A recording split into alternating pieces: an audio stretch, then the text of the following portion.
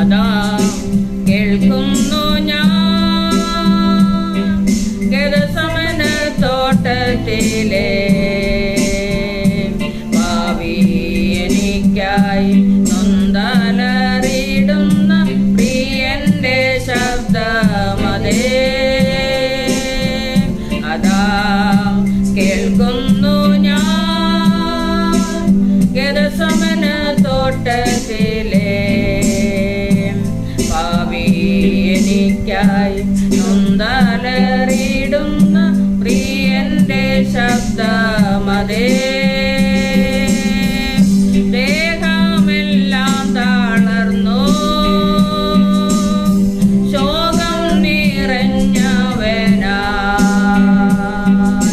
ദേഹമെല്ലാം തകർന്നു ശോകം നിറഞ്ഞവനായി, ദേവാതിദേവാനിൻ സൂതനെനിക്കായി പാടുകൾ പെട്ടിടുന്നേ. ദേവാതിദേവാനിൻ സൂതനെനിക്കായി പാടുകൾ പെട്ടിടുന്നേ. അതാ കേൾക്കുന്നു ഞാൻ ഗെത്സമന തോട്ടത്തിലെ ഭാവി എനിക്കായി നൊന്തലറിടുന്ന പ്രിയന്റെ ശബ്ദമതേ.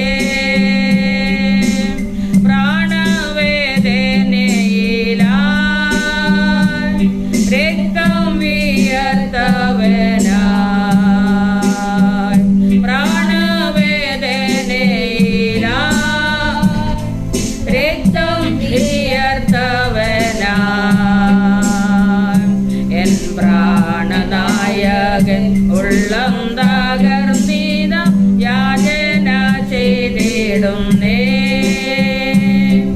എൻ പ്രാണനായകൻ ഉള്ളം തകർന്നീത യാചന ചെയ്തിടുന്നേ.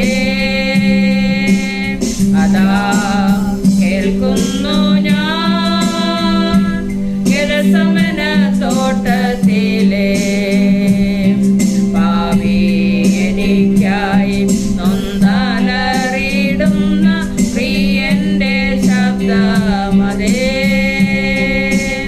ഭാവി എനിക്കായി നൊന്തലറിടുന്ന പ്രിയന്റെ ശബ്ദമതേ.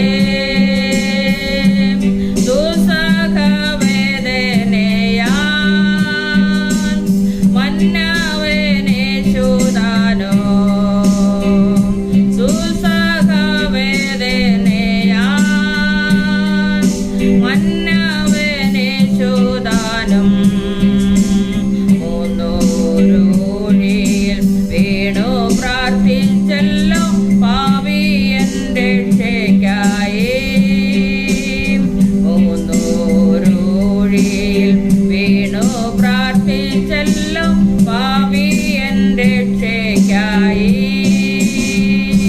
അതാ കേൾക്കുന്നു ഞാൻ ഗെത്സമന തോട്ടത്തിലെ ഭാവി എനിക്കായി നൊന്തലറിടുന്ന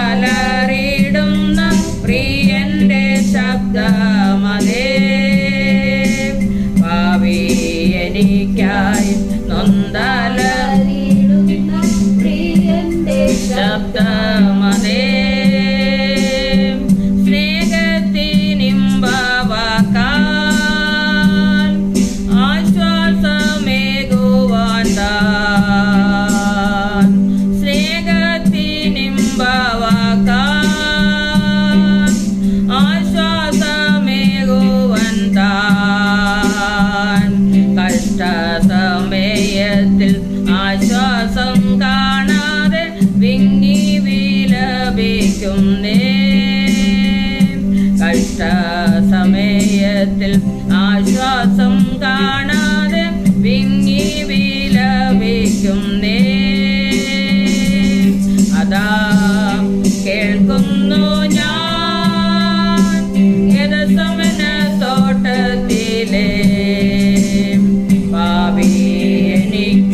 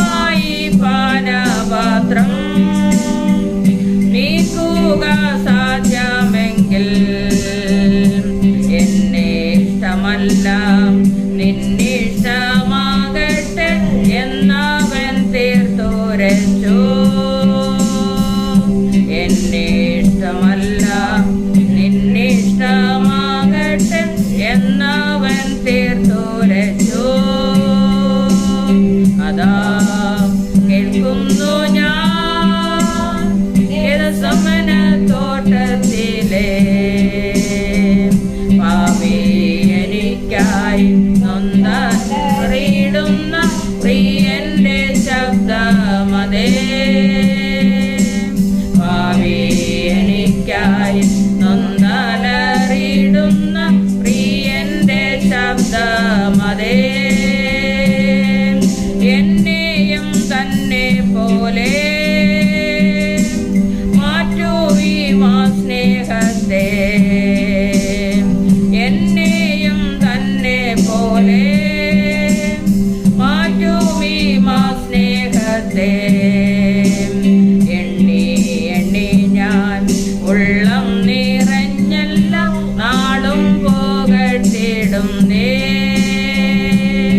എണ്ണി എണ്ണി ഞാൻ ഉള്ളം നിറഞ്ഞല്ല നാളും പോകട്ടിടുന്നേ അതാ കേൾക്കുന്നു ഞാൻ ഗെത്സമന തോട്ടത്തിലെ പാപി എനിക്കായി നൊന്തലറിയിടുന്ന പ്രിയന്റെ ശബ്ദമതേ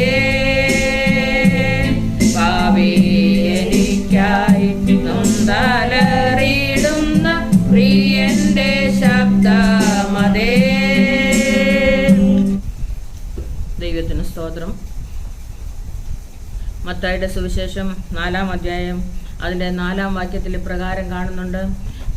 4-ാം വാക്യത്തിൽ ഇങ്ങനെ പറയുന്നുണ്ട്, മനുഷ്യൻ അപ്പം കൊണ്ട് മാത്രമല്ല ദൈവത്തിൻ്റെ വായിൽ കൂടി വരുന്ന സകല വചനം കൊണ്ടും ജീവിക്കുന്നു എന്ന് എഴുതിയിരിക്കുന്നു എന്ന് ഉത്തരം പറഞ്ഞു. യേശുവിനെ പരീക്ഷിക്കുവാൻ പിശാച് വന്നപ്പോൾ യേശു ഇപ്രകാരം മറുപടി കൊടുക്കുവാനിടയിൽ തീർന്നു.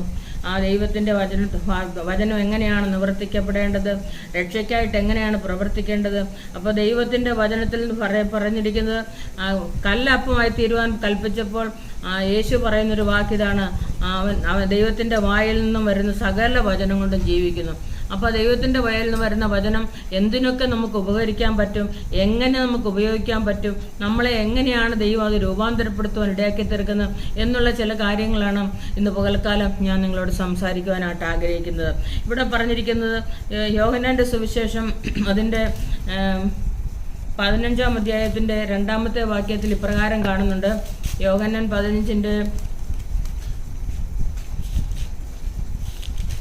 2 ഇങ്ങനെ പറയുന്നുണ്ട്, എന്നിൽ കായ്ക്കാത്ത കൊമ്പൊക്കെയും അവൻ നീക്കിക്കളയുന്നു, കായ്ക്കുന്നൊക്കെ അധികം ഫലം കായ്ക്കേണ്ടതിനെ ചെത്തി വെടിപ്പാക്കുന്നു. ഞാൻ നിങ്ങളോട് സംസാരിച്ച വചന നിമിത്തം ഇപ്പോൾ നിങ്ങൾ ശുദ്ധിയുള്ളവരാകുന്നു. അപ്പോൾ ദൈവം സംസാരിച്ച വചനം ഹല്ലേലൂയ സംസാരിക്കുമ്പോൾ തന്നെ നമ്മൾ ശുദ്ധിയുള്ളവരായി തീരുക. ഹല്ലേലൂയ. ദൈവത്തിന്റെ വചനം നമ്മുടെ ഹൃദയത്തിലേക്ക് തരുമ്പോൾ തന്നെ നമുക്കൊരു മാറ്റം വരുന്നതായിട്ട് നമുക്ക് കാണുവാൻ തക്കവണ്ണം കഴിയുന്നുണ്ട്. ഹല്ലേലൂയ. കർത്താവ് സ്നേഹിച്ചതുപോലെ എങ്ങനെയാണ് നമുക്ക് സ്നേഹിക്കാൻ കഴിയുക? അപ്പോൾ അവിടെ പറഞ്ഞിരിക്കുന്നത്, ഞാൻ സാക്ഷാൽ മുന്തിരിവള്ളി, നിങ്ങൾ ഹല്ലേലൂയ എൻ്റെ പിതാവ് തോട്ടക്കാരനുമാകുന്നു.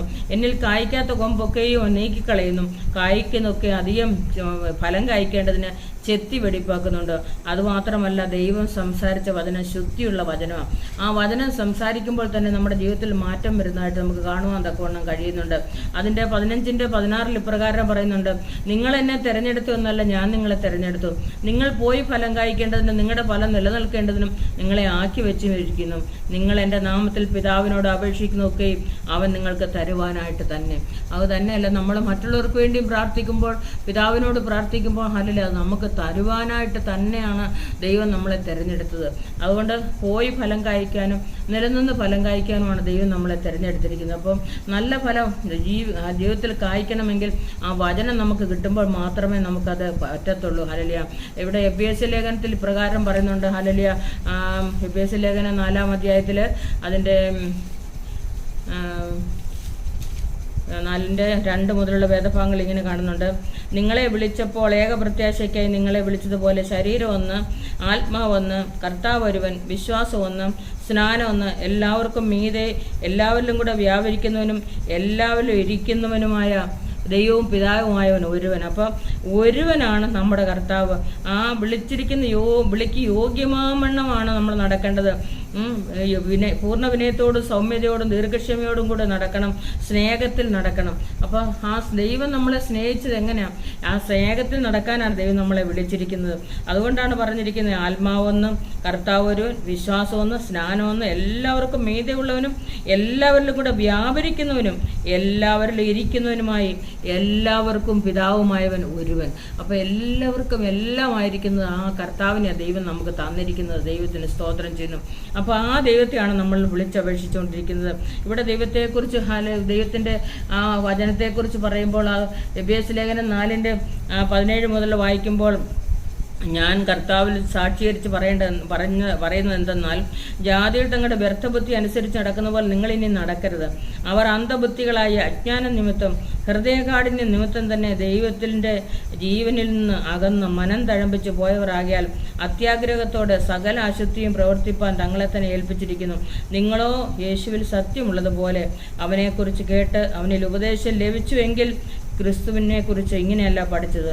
അപ്പോൾ അവനെക്കുറിച്ച് കേട്ട് അവൻ്റെ ഉപദേശം നിങ്ങൾക്ക് ലഭിച്ചു എങ്കിൽ എന്നവിടെ പറഞ്ഞിരിക്കുന്നു. മുമ്പിലത്തെ നടപ്പ് സംബന്ധിച്ച് ചതിമോഹങ്ങളാൽ വഷളായി പോകുന്ന പഴയ മനുഷ്യനെ ഉപേക്ഷിച്ച് നിങ്ങളുടെ ഉള്ളിലെ ആത്മാവ് സംബന്ധമായി പുതുക്കം പ്രാപിച്ച് സത്യത്തിൻ്റെ ഫലമായ നീതിയിലും വിശുദ്ധിയിലും ദൈവാനുരൂപമായി സൃഷ്ടിക്കപ്പെട്ട പുതുമനുഷ്യനെ ധരിച്ചുകൊള്ളുക.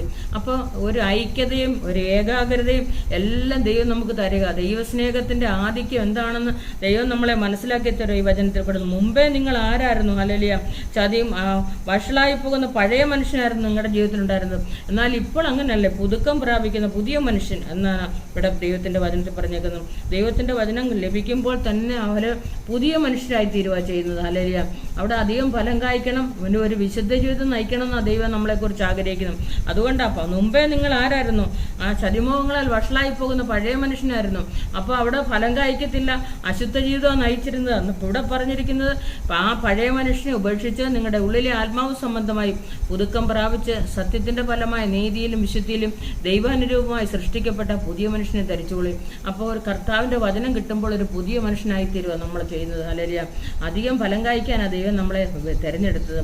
ഒരു പുതിയ ഫലം കായ്ക്കുവാനാണ് ദൈവം നമ്മളെ തിരഞ്ഞെടുത്തത്. അത് മാത്രമല്ല, ഒരു വിശുദ്ധ ജീവിതം. ഹല്ലേലൂയ. അതാ ദൈവം നമ്മളെക്കുറിച്ച് ആഗ്രഹിക്കുന്നത്.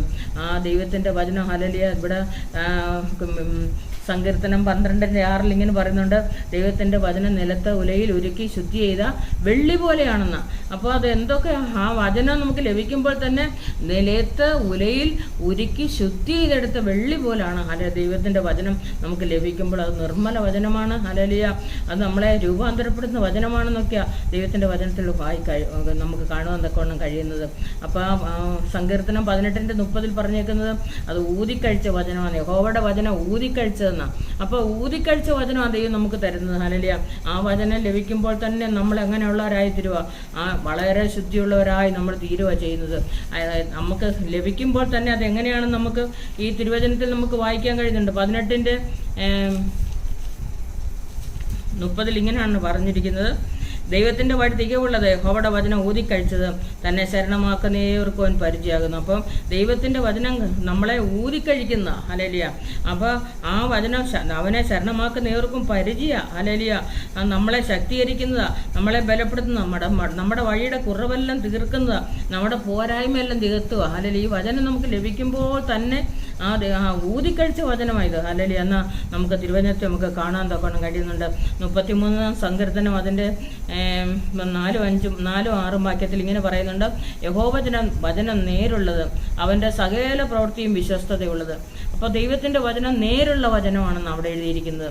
ആ നേരുള്ള വചനം ഹല്ലേലൂയ അവിടെ പറഞ്ഞിരിക്കുന്ന സകല പ്രവൃത്തിയും വിശ്വസ്തയുള്ള പ്രവൃത്തിയാണ്. അതിൻ്റെ 6-ാം വാക്യത്തിൽ ഇപ്രകാരം കാണുന്നുണ്ട്, യഹോവയുടെ വചനത്താൽ ആകാശവും അവൻ്റെ വായിലെ ശ്വാസത്താൽ അതിലെ സകല സൈന്യവും ഉളവായി.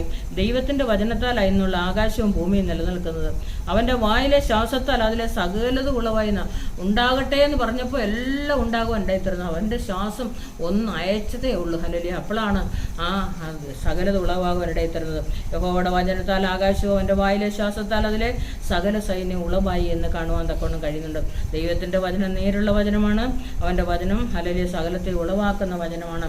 അതുമാത്രമല്ല ഹല്ലേലൂയ ദൈവത്തിന് 45-ാം സങ്കീർത്തനം 1-ാം വാക്യത്തിൽ പറഞ്ഞേക്കുന്നത്, എൻ്റെ ഹൃദയം ശുഭവചനത്താൽ കവിയുന്നു, എൻ്റെ ഹൃദയം രാജാവിന് വേണ്ടിയുള്ളത്. അപ്പോൾ ഇത് ശുഭവചനമാണെന്ന് നമുക്ക് ഹല്ലേലൂയ വചനത്തിൽ കൂടെ കാണുവാൻ തക്കവണ്ണം കഴിയുന്നു. ശുഭകരമായി നമ്മളെ നടത്തുന്ന ആ ശുഭവചനമാണ് ദൈവത്തിൻ്റെ വചനം എന്ന് നമുക്ക് കാണുവാൻ തക്കവണ്ണം കഴിയുന്നുണ്ട്. 105-ാം സങ്കീർത്തനം അതിൻ്റെ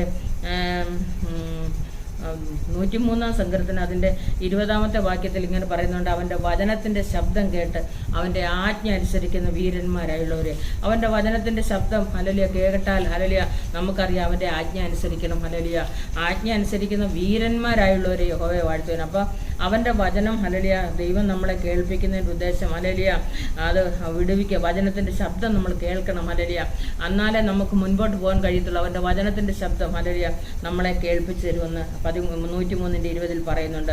അതുമാത്രമല്ല 105-ാം സങ്കീർത്തനത്തിൻ്റെ 18-19 വാക്യത്തിൽ പറഞ്ഞേക്കുന്നത്, യഹോവയുടെ വചനം നിവൃത്തിയാവുകയും അവൻ്റെ അരുളപ്പാടിനുള്ള ശോധന വരികയും ചെയ്യുവോളം അവൻ അവൻ്റെ കാലുകളെ വിലങ്ങുകൊണ്ട് ബന്ധിക്കുകയും അവൻ ഇരുമ്പ് ചങ്ങലയിൽ കുടുങ്ങുകയും ചെയ്തു.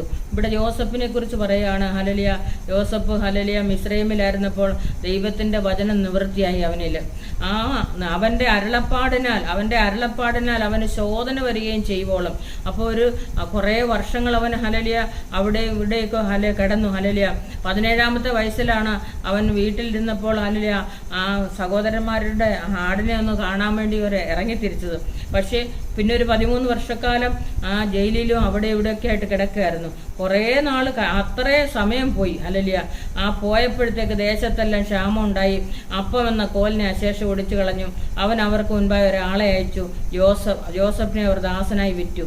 യഹോവയുടെ വചനം നിവൃത്തിയാവുകയും അവൻ്റെ അരുളപ്പാടിനാൽ അവന് ശോധന വരികയും ചെയ്യുവോളം അവർ അവൻ്റെ കാലുകളെ വിലങ്ങുകൊണ്ട് ബന്ധിക്കുകയും അവൻ ഇരുമ്പ് ചങ്ങലയിൽ കുടുങ്ങുകയും ചെയ്തു. അപ്പോൾ അത്രേ നാളും അവൻ അവിടെ കുടുങ്ങിക്കിടക്കുമായിരുന്നു. ആ കുടുങ്ങിക്കിടക്കുന്നതിൻ്റെ ഉദ്ദേശം ആ ദേശത്ത് ക്ഷാമം വന്നപ്പോൾ അവരെല്ലാം ഭക്ഷണത്തിനായിട്ട് ഹല്ലേലൂയ മിസ്രൈമിലേക്ക് വരുവാനിടയിൽ തീർന്നു. അപ്പം മിസ്രൈമിൽ വരുമ്പോൾ അറിയാൻ മേത്തവർക്ക് ധാന്യം എങ്ങനെയാണ് കിട്ടുന്നത്. ഇവിടെ ജോസഫിനെ ദൈവം മുമ്പായിട്ട് അയച്ചെന്ന് അവർക്ക് മുൻപായി അവൻ ഒരാളെ അയച്ചു. യോസഫിനെ അവർ ദാസനായി വിറ്റു. ദാസനായി വിറ്റപ്പോൾ അവരെ കച്ചവടക്കാരൊക്കെ ഇവിടെ കൊണ്ടെത്തിച്ചതാണ്. അല്ലെങ്കിൽ അങ്ങനെ ജയിലിലൊക്കെ കിടന്ന് അങ്ങനെയൊക്കെയാണ് ജോസഫ് വന്നത്. അത്രയും നാളും ദൈവത്തിൻ്റെ യഹോവയുടെ വചനം നിവൃത്തിയാകുകയും അവൻ്റെ അരുളപ്പാടിനാൽ അവന് ശോധന വരികയും ചെയ്യുമ്പോൾ അവൻ ആ ശോധനയെല്ലാം അനുഭവിച്ചു. ദൈവത്തിൻ്റെ വചനം അവനിൽ നിവർത്തിക്കപ്പെട്ടു. അപ്പോഴാണ് അവൻ കണ്ട സ്വപ്നമെല്ലാം അവന് മനസ്സിലാകുന്നത്. അപ്പോൾ ആ സ്വപ്നമുള്ള അഭിഷേകമുള്ള ജോസഫിനെ ആർക്കും ഒതുക്കാൻ സഹോദരന്മാർക്കും പറ്റത്തില്ല, ആർക്കും പറ്റത്തില്ല. പക്ഷേ അരുളപ്പാട് കഴിഞ്ഞപ്പോൾ ദൈവത്തിൻ്റെ വചനം നിവർത്തിക്കപ്പെട്ടു. അവർ അവൻ്റെ കാലുകളെ വിലങ്ങുകൊണ്ട് ബന്ധിക്കുകയും അവൻ ഇരുമ്പ് ചങ്ങലയിൽ കുടുങ്ങുകയും ചെയ്തു. രാജാവ് ആളയച്ച് അവനെ വിടുവിച്ചു. ജാതിയുടെ അധിപതി അവനെ സ്വതന്ത്രരാക്കി. അപ്പോൾ രാജാവ് ആളയച്ച് അതുവരെ അവൻ കുടുങ്ങിക്കിടന്ന യോസഫിനെ വിടുവിച്ചു കൊണ്ടുവരുവാൻ തക്കവണ്ണം ഇടയായി തീർന്നു. ഹല്ലേലൂയ ദൈവത്തിൻ്റെ വചനം നിവർത്തിക്കുന്ന വചനമാണെന്ന് അത് കാണുവാൻ നമുക്ക് കഴിയുന്നത്. പിന്നെ ദൈവത്തിൻ്റെ വചനം ഹല്ലേലൂയ 105-ാം സങ്കീർത്തനം അതിൻ്റെ 42-ാമത്തെ വാക്യത്തിൽ ഇങ്ങനെ പറയുന്നുണ്ട്. അവിടെ പറഞ്ഞിരിക്കുന്നത്, അവൻ തൻ്റെ വിശുദ്ധ വചനത്തെയും അവൻ്റെ ദാസനായ അബ്രഹാമിനെ ഓർത്തു. അപ്പോൾ അവൻ്റെ വചനം വിശുദ്ധ വചനമാണെന്ന് നമുക്ക് കാണുവാൻ തക്കവണ്ണം കഴിയുന്നുണ്ട്. വിശുദ്ധ വചനമാണ്. അപ്പോൾ ആ വിശുദ്ധ വചനം ഹല്ലേലൂയ നമുക്ക് ലഭിക്കുമ്പോൾ നമുക്കറിയാം നമ്മളെ ദൈവം ഹല്ലേലൂയ ഓരോരുത്തരെ ഓർത്ത് ദൈവം നന്മ ചെയ്യുന്ന ദൈവമാണ്. ഹല്ലേലൂയ ആ വിശുദ്ധ വചനം ഹല്ലേലൂയ അത് നിവർത്തിക്കപ്പെട്ടു. യോസഫിലത് നിവർത്തിക്കപ്പെട്ടു, അബ്രഹാമിലത് നിവർത്തിക്കപ്പെട്ടു, ഇസഹാക്കിലത് നിവർത്തിക്കപ്പെട്ടു. ഇങ്ങനെ ഓരോരോ ദൈവദാസന്മാരിലത് നിവർത്തിക്കപ്പെട്ടുകൊണ്ടായിരിക്കുന്നത്. ഹല്ലേലൂയ അത് നിവർത്തിക്കുന്ന വചനമാണെന്ന് കാണുവാൻ തക്കവണ്ണം കഴിയുന്നുണ്ട്. ഈ വചനം ഹല്ലേലൂയ 102:42 പറഞ്ഞിരിക്കുന്നത് അത് വിശുദ്ധ വചനമാണെന്നും നമുക്ക് കാണുവാൻ തക്കവണ്ണം കഴിയുന്നുണ്ട്. അത് 107-ാം സങ്കീർത്തനം അതിൻ്റെ 17-ാമത്തെ വാക്യത്തിൽ ഇങ്ങനെ കാണുന്നുണ്ട്. 20-ാമത്തെ വാക്യത്തിൽ ഇങ്ങനെ പറയുന്നുണ്ട്, അവൻ തൻ്റെ വചനം അയച്ച് അവരെ സൗഖ്യമാക്കി അവരുടെ കുഴികളിൽ നിന്ന് അവരെ വിടുവിച്ചു. അപ്പോൾ ഈ വചനം സൗഖ്യമാക്കുന്ന വചനമാണ്.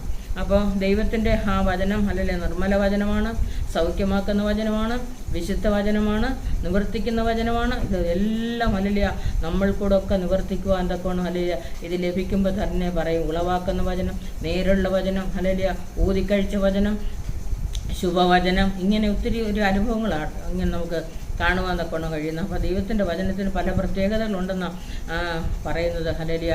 അവിടെ പറഞ്ഞിരിക്കുന്ന ദൈവത്തിൻ്റെ വചനം നിർമ്മലമാക്കുന്ന വചനമാണ്. 119 സങ്കീർത്തനം അതിൻ്റെ 9 വാക്യത്തിൽ ഇങ്ങനെ കാണുന്നുണ്ട്. 119 ബാലൻ തൻ്റെ നടപ്പിനെ നിർമ്മലമാക്കുന്നത് എങ്ങനെ? നിന്റെ വചനപ്രകാരം അതിനെ സൂക്ഷിക്കുന്നതിനാൽ തന്നെ. ബാലൻ്റെ നടപ്പ് നിർമ്മലമാകുന്നത് ആ വചനപ്രകാരം മുമ്പോട്ട് പോകുമ്പോഴാണ്. അവനിൽ ആ വചനം നിവർത്തിക്കപ്പെടുവാൻ തക്കണം, അവനെ സൂക്ഷിക്കപ്പെടുവാൻ തക്കണം അവൻ ഇടയായിത്തീരുന്നത്. ഇവിടെ ദൈവത്തിൻ്റെ വചനത്തിൽ പറഞ്ഞേക്കുന്നത് ഹല്ലേലൂയ 11 വാക്യത്തിൽ പറഞ്ഞേക്കുന്നത്, ഞാൻ നിന്നോട് പാപം ചെയ്യാതിരിക്കേണ്ടതിന് നിന്റെ വചനത്തെ ഹൃദയത്തിൽ സംഗ്രഹിക്കുന്നു. അപ്പോൾ ഈ വചനം ഹൃദയത്തിൽ സംഗ്രഹിച്ചു വെക്കുന്ന വചനമാണ്. ഇത് നമ്മൾ നിർമ്മലമാക്കി നമ്മളെ നടത്തുന്ന വചനമാണ്. അപ്പോൾ നമ്മൾ പാപം ചെയ്യാതിരിക്കാനൊക്കെ ദൈവത്തിൻ്റെ വചനം ഹൃദയത്തിലുണ്ടെങ്കിൽ നമുക്ക് പാപം ചെയ്യാൻ പറ്റത്തില്ല. ഹല്ലേലൂയ. ഇങ്ങനെ പറഞ്ഞേക്കുന്നത് ഹല്ലേലൂയ നടപ്പിനെ നിർമ്മലമാക്കുന്ന വചനമാണ്, ഹൃദയത്തിൽ സംഗ്രഹിക്കുന്ന വചനങ്ങളാണ്. 147 സങ്കീർത്തനം അതിൻ്റെ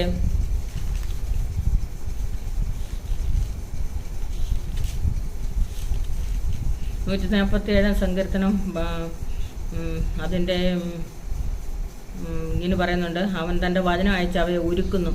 അതിൻ്റെ 18 വാക്യം 147 സങ്കീർത്തനം അതിൻ്റെ 18 വാക്യത്തിൽ പറഞ്ഞേക്കുന്ന, അവൻ തൻ്റെ വചനം അയച്ച് അവയെ ഉരുക്കുന്നു. നമ്മുടെ ജീവിതത്തിൽ ഇപ്പോൾ പ്രയാസങ്ങളോ പ്രതികൂലങ്ങളോ പ്രതിസന്ധികളോ എന്തു നേരിട്ടാലും ഹല്ലേലൂയ ആ വചനം അയച്ച് അത് ഉരുക്കിക്കളയും. ഹല്ലേലൂയ. പ്രാർത്ഥിക്കുമ്പോൾ അത് ഇല്ലാതെയായി പോകും. നമുക്ക് എത്രയെത്ര പ്രശ്നങ്ങൾ നമുക്കറിയാം, എത്രയെത്ര ഭാരങ്ങൾ നമുക്കറിയാം മാറിപ്പോയതായിട്ട്. ഹല്ലേലൂയ. ആ വചനം ലഭിക്കുമ്പോൾ തന്നെ ഹല്ലേലൂയ ആ വചനത്തിൻ്റെ ശക്തി നമ്മുടെ ജീവിതത്തിൽ ഹല്ലേലൂയ ആ പ്രശ്നങ്ങൾ ഇല്ലാതായി പോകാൻ ഇടയാക്കി തീർക്കുന്ന ദൈവത്തിൻ്റെ ശക്തി. അതിങ്ങനെ പറയുന്നുണ്ട്, അവൻ തൻ്റെ വചനം അയച്ചു അവയെ ഉരുക്കുന്നു, അല്ലാതെ ഉരുക്കിക്കളയുന്നു ഇങ്ങനെയാ പറയുന്നത്. ഹല്ലേലൂയ. അത് മാത്രമല്ല പ്രശ്നങ്ങളെല്ലാം മാറ്റിക്കളയുന്നതാണ്. നമുക്ക് ശൗലിനെ കുറിച്ച് പറയുമ്പോൾ പറയുന്നത്, ദൈവത്തിൻ്റെ വചനം അവൻ നിവർത്തിച്ചില്ല, രാജസ്ഥാനം അവൻ നഷ്ടപ്പെടുവാൻ തക്കവണ്ണം ഇടയായി തീർന്നു.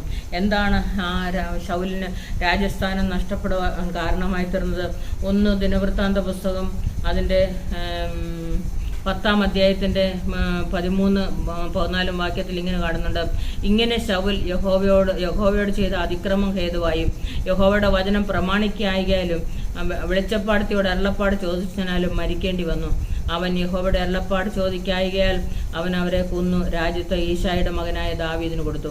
അപ്പോൾ നോക്കാം, രാജ്യത്ത് അവനിൽ നിന്ന് മാറ്റിയെടുത്തേച്ച് വേറൊരാൾക്ക് കൊടുക്കുവാനിടയിത്തീർന്നു. അഭിഷേകം ഉള്ളവൻ്റെ മേൽ ഹല്ലേലൂയ എപ്പോഴും കർത്താവിൻ്റെ ആ ഒരു ബലമുള്ള കൈ അല്ലെ വചനം നിവർത്തിക്കപ്പെട്ടുകൊണ്ടിരിക്കും. അത് ദാവീദിൻ്റെ മേൽ അത് വന്നു എന്ന് നമുക്ക് കാണുവാൻ തക്കോണം കഴിയുന്നുണ്ട്. പക്ഷേ ശൗൽ എന്ത് ചെയ്യുന്നില്ല? ദൈവത്തിൻ്റെ വചനം പ്രമാണിച്ചില്ല. അതുകൊണ്ട് രാജ്യത്ത് അവൻ നഷ്ടമായി പോയി. അതുമാത്രമല്ല വെളിച്ചപ്പാടത്തിയോട് അവൻ അരുളപ്പാട് ചോദിക്കാനും പോയി. അപ്പോൾ ദൈവത്തെ അല്ല അവൻ്റെ പ്രയാസത്തിൽ അവൻ അന്വേഷിച്ചത്, വെളിച്ചപ്പാടത്തിനടുത്ത് അവൻ പോകാനിടയിത്തീർന്നു. അതുകൊണ്ട് ആ വചനം അവനിൽ നിവർത്തിക്കപ്പെട്ടില്ല, അവൻ നശിച്ചു പോകാനിടയിത്തീർന്നു. എന്നാൽ ദാവീദിനെ സംബന്ധിച്ച് പറയുമ്പോൾ ഹല്ലേലൂയ ദൈവത്തിൻ്റെ വചനം ഹല്ലേലൂയ അവൻ അതെങ്ങനെ ഹൃദയത്തിൽ സംഗ്രഹിച്ചു കൊണ്ടു നടന്നു, അവനെ അതുപോലെ രാജസ്ഥാനത്ത് എത്തിക്കുവാൻ തക്കോണം ദൈവം ഹല്ലേലൂയ ഇടയാക്കിയെന്ന് നമുക്ക് കാണുവാൻ തക്കോണം പറയുന്നുണ്ട്. ദൈവത്തിൻ്റെ വചനത്തിൽ നമ്മൾ കാണുന്നുണ്ട്, നമ്മുടെ ഭയമെല്ലാം മാറ്റിക്കളയുന്ന ദൈവമാണ്. ആ ഭയമെല്ലാം എങ്ങനെയാണ് നമ്മളിൽ നിന്ന് മാറിപ്പോകുന്നതെന്ന് ഇങ്ങനെ പറയുന്നുണ്ട്, പോയി ഭയമെല്ലാം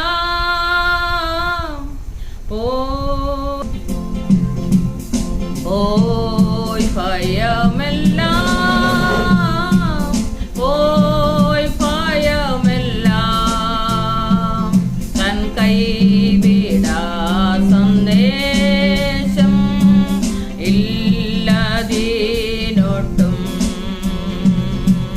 പോയി ഭയമെല്ലാം പോയി ഭയമെല്ലാം തൻ കൈവിടാ